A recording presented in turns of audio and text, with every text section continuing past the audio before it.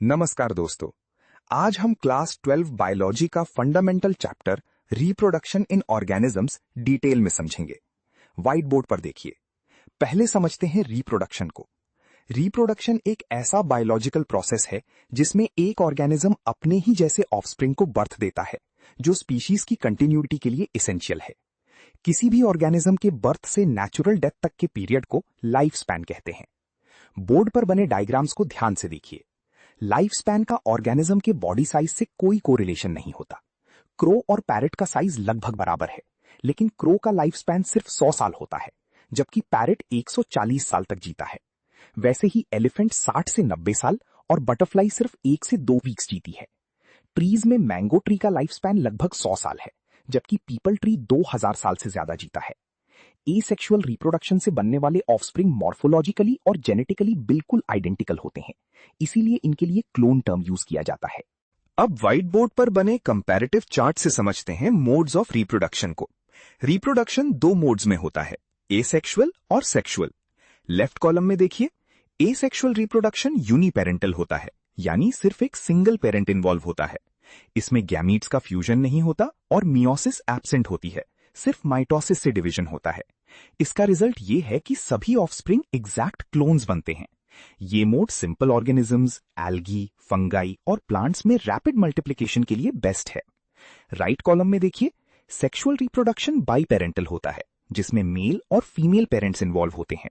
इसमें गैमीटोजेनेसिस के दौरान मियोसिस होती है और गैमीट्स के फ्यूजन से जाइगोट बनता है। मियोसिस में क्रॉसिंग ओवर की वजह से जेनेटिक रिकॉम्बिनेशन होता है, जिससे ऑफस्प्रिंग में न्यू वेरिएशंस आते हैं। ये वेरिएशंस एवोल्यूशन, एडेप्टेशन और नेचुरल सिलेक्शन के लिए सबसे इंपॉर्टेंट फाउंडेशन है। हायर प्लांट्स और एनिमल्स में सेक्सुअल रिप्रोडक्शन डोमिनेंट होता है। अब देखते हैं एसेक्सुअल रिप्रोडक्शन का पहला मेथड, बाइनरी फिजन। इस प्रोसेस में एक पेरेंट सेल डिवाइड होकर 2 इक्वल डॉटर सेल्स बनाता है। बोर्ड पर स्टेप बाय स्टेप डायग्राम्स को देखिए।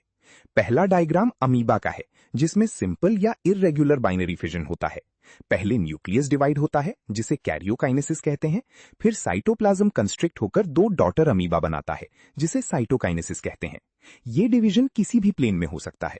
दूसरा डायग्राम यूग्लिना का है, जिसमें लॉन्जिट्यूडनल बाइनरी फिजन होता है, यानी सेल वर्टिकल प्लेन के अलोंग लेंथवाइज डिवाइड करती है। तीसरा डायग्राम पैरामीशियम और प्लेनेरिया का है, जिसमें ट्रांसवर्स बाइनरी फिजन होता है, जहां सेल हॉरिजॉन्टल प्लेन में डिवाइड होती है। यूनिसेल्युलर ऑर्गेनिजम्स में पेरेंट बॉडी खुद डॉटर सेल्स में डिवाइड हो जाती है, कोई रेजिडुअल डेड बॉडी नहीं बचती। इसीलिए अमीबा जैसे सिंगल सेल्ड ऑर्गेनिजम्स को बायोलॉजिकली इमॉर्टल माना जाता है। अब व्हाइट बोर्ड पर देखिए, अमीबा में एंसिस्टेशन और स्पोर्युलेशन कैसे होता है। लेफ्ट साइड पर देखिए, जब वाटर या फूड की कमी जैसी अनफेवरेबल कंडीशंस आती हैं, तो अमीबा अपनी स्यूडोपोडिया विड्रॉ कर लेता है और अपने चारों तरफ एक 3 layered hard protective cyst wall secrete करता है। इस स्टेज को एंसिस्टेशन कहते हैं। जब फेवरेबल कंडीशंस वापस आती हैं, तो एंसिस्टेड अमीबा का न्यूक्लियस मल्टीपल फिशन करता है और बहुत सारे टाइनी अमीबे बनाता है, जिन्हें स्यूडोपोडियोस्पोर्स कहते हैं। फिर सिस्ट वॉल बर्स्ट होती है और ये स्पोर्स बाहर रिलीज होकर ग्रो करते हैं। इसे स्पोर्युलेशन कहते हैं। राइट साइड पर स्पेशलाइज्ड एसेक्सुअल स्पोर्स देखिए। एल्गी क्लेमाइडोमोनस में माइक्रोस्कोपिक, मोटाइल, फ्लैजिलेटेड जू स्पोर्स बनते हैं, जो पेरेंट सेल वॉल रप्चर होने पर स्विम करके स्प्रेड होते हैं। और पेनिसिलियम फंगस में कोनिडियोफोर के ऊपर चेन्स में नॉन मोटाइल एक्सोजीनस स्पोर्स बनते हैं, जिन्हें कोनिडिया कहते हैं। अब देखते हैं बर्डिंग और जेम्यूल फॉर्मेशन को। बोर्ड पर लेफ्ट डायग्राम देखिए। बर्डिंग में पेरेंट बॉडी पर एक छोटा आउटग्रोथ या बड बनता है।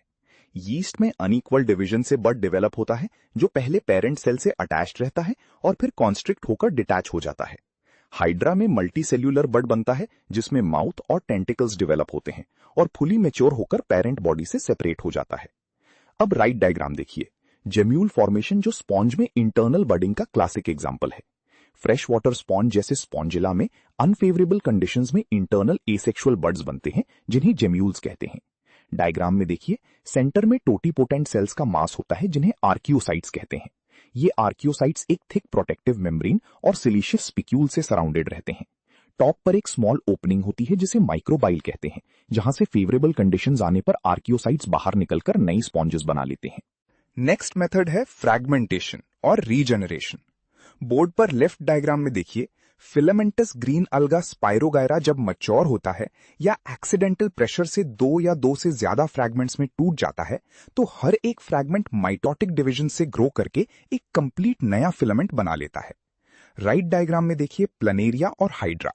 प्लनेरिया को अगर ट्रांसवर्स पीसेस में कट कर दिया जाए तो हर ब्रोकन पीस के पास अमेजिंग रीजनरेशन पावर होती है, जिसे मॉर्फोलैक्सिस कहते हैं। हर एक छोटा फ्रैगमेंट अपने लॉस्ट पार्ट्स को रिकंस्ट्रक्ट करके एक कंप्लीट मैच्योर प्लनेरिया में रीजनरेट हो जाता है। लोअर एनिमल्स और प्लांट्स में फ्रैगमेंटेशन, रिप्रोडक्शन और रीजनरेशन का एक बहुत एफिशिएंट मैकेनिज्म है जो सर्वाइवल इंश्योर करता है। अब आते हैं प्लांट्स में वेजिटेटिव प्रोपगेशन पर।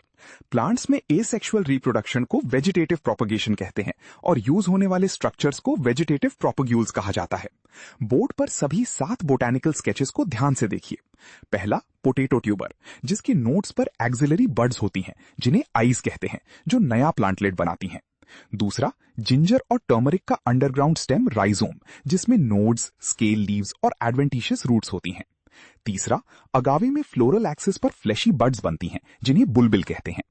चौथा ब्रायोफाइलम, जिसमें लीफ मार्जिन के नॉचेस पर एडवेंटिशियस फोलियर बड्स बनती हैं जो सॉइल में गिरते ही रूट्स डेवलप करके नया प्लांट बना लेती हैं। पांचवा वाटर हाइसिंथ यानी आइकॉर्निया का सब एरियल स्टेम ऑफसेट। इसे टेरर ऑफ बंगाल कहते हैं क्योंकि ये स्टैंडिंग वाटर में इतनी तेजी से स्प्रेड होता है कि वाटर से डिसॉल्व्ड ऑक्सीजन ड्रेन कर लेता है, जिससे एक्वाटिक फिशेस की मैसिव डेथ हो जाती है।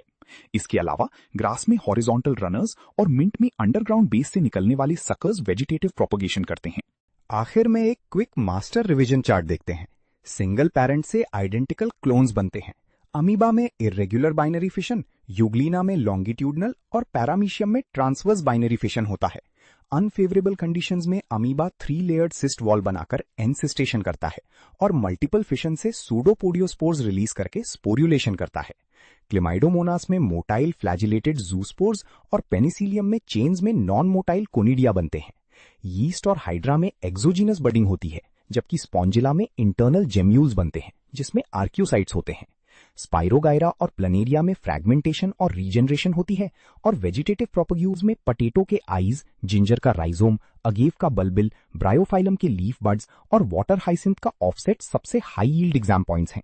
इन सभी पॉइंट्स को रिवाइज करें और आपके एग्जाम्स में फुल मार्क्स पक्के हैं।